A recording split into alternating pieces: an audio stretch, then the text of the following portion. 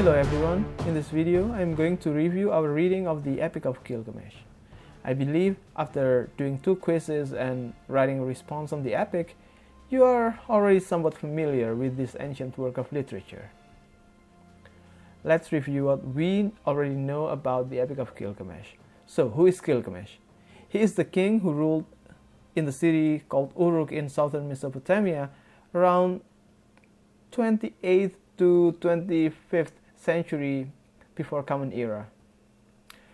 How do we know about him? We know about him from tablets scattered all over the area that used to be called Mesopotamia. I'm sorry, not this tablet, but this one. A few of these tablets bear the oral ancient Sumerian poems, but most of the tablets have the younger versions of the story about King Gilgamesh. Compiled together, these stories then became what we know as the Epic of Gilgamesh.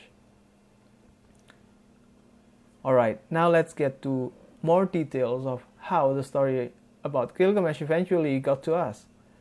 So as I said earlier, Gilgamesh is a legendary great king who ruled Uruk between 2800 to 2500 before Common Era. Several centuries later, around the year 2100 BCE, there were poems in Sumerian language that told stories about a great king who had built walls around Uruk. These poems celebrate the king and tell stories about his extraordinary powers. Basically, the first written narrative about Gilgamesh circulated around 500 years after King Gilgamesh himself had ruled Uruk. Hundreds of years later, there started to circulate the epic version of the narrative.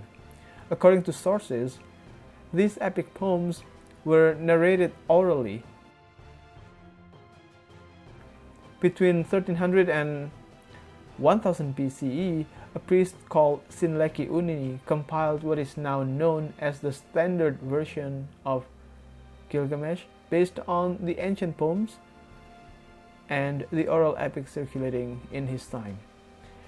And our text is a translation from this standard version. Usually there are 12 tablets, and the last tablet is mostly taken from the ancient poems. But our translator here only translated the 11 tablets. The 11 tablets that Sinleki Unini composed. Let's get back to our earlier discussion. What is an epic? There are many definitions of epic, ranging from the most technical to the most colloquial ones. In the very brief video I posted before we started reading Gilgamesh, I mentioned how people these days use the word epic for anything great, larger than life, over the top, powerful, and so on and so forth. The movie The Minions, for example, is epic.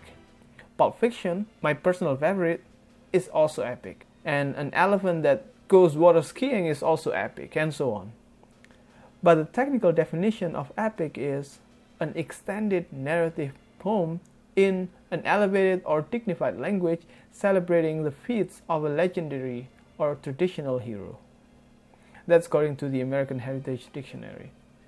In addition to that, epic is also known to have certain themes such as the foundation or destruction of civilizations or cities, such as in Homer's Iliad. Remember, there's only one letter L here. And the Mahabharata, which we will be reading soon, is also about the foundation and destruction of a civilization. Or it can also tell the story of travels and adventures of a central protagonist. The Lords of the Ring, as many people correctly argue, is also an epic in this sense. Now, after reading the Epic of Gilgamesh, what do you think makes this story eligible to be called an epic? In my opinion, and you are free to elaborate on this, it is an epic because it tells about travels as well as about the construction or the beginning of a civilization. It's also about people who come to terms with their limitations and eventually live with them. So, what themes does the Epic of Gilgamesh have?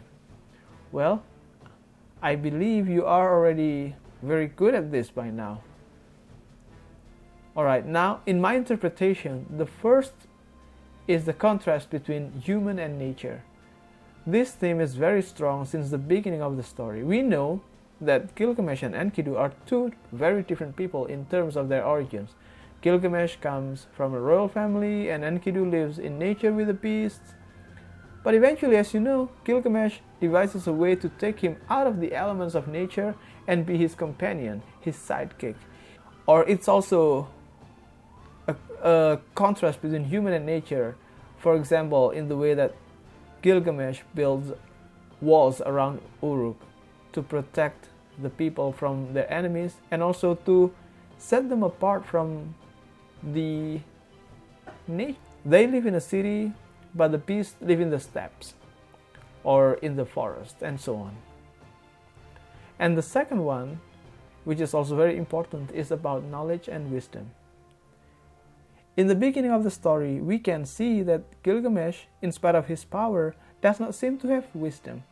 He is tyrannical, abusive, cruel, and so on. People pray to the gods of the narrative that they help make him a better person. Then the gods send Enkidu, whose presence later changes Gilgamesh. Here we see that Gilgamesh comes to his senses, becomes wise, only after the intervention of the gods and after encountering someone who is almost his equal in strength and probably good look. We can interpret here that the knowledge comes from the deities, but it happens through real-life experience. Another important theme in this epic is glory and eternity. We see in the story that Gilgamesh is portrayed as someone who is bound to gain glory in life even at the beginning of the story, when he is still not yet wise. He is the one who builds the walls around Uruk. When Gilgamesh has started to become wise, he also again wants to achieve glory, this time by getting the best cedar wood, and to do that he has to go through various obstacles. In the second half of the story, we see that the kind of glory that Gilgamesh wants to get is eternity. Remembering your discussion last week, I think I'd like to leave this part open for you to interpret. However, there is one interesting thing that I don't want you to miss. The telling of Gilgamesh's quote-unquote failed journey to achieve glory and eternity is actually something that makes him eternal. Through the telling of the story and then the writing of his story, he then becomes eternal. He is celebrated by people. Even now, we are reading the story of Gilgamesh. And the last thing that I'd like to touch on is the story about the flood. As I mentioned in the announcement earlier this week, this particular theme is important because it might be the oldest account of the Great Flood, which is also present in many traditions, whether it be in the Middle East, in South Asia, in Africa, or even in America.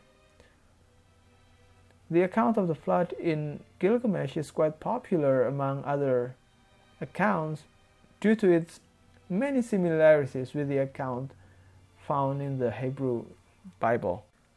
So, let's review what we have talked about in this video. First, the Epic of Gilgamesh is inspired by the legendary King Gilgamesh. Second, there are many versions of the story, and the standard one is an epic that was written around 1000 before Common Era by Sinleki Unini. Third, we can define an epic as a narrative that tells about the construction or fall of a civilization, or about travels or journeys that has a collective significance. And lastly, the Epic of Gilgamesh contains journeys and the construction of civilization that can be found in themes such as human versus nature, glory or eternity, knowledge or wisdom, and the Great Flood, which destroys human civilization.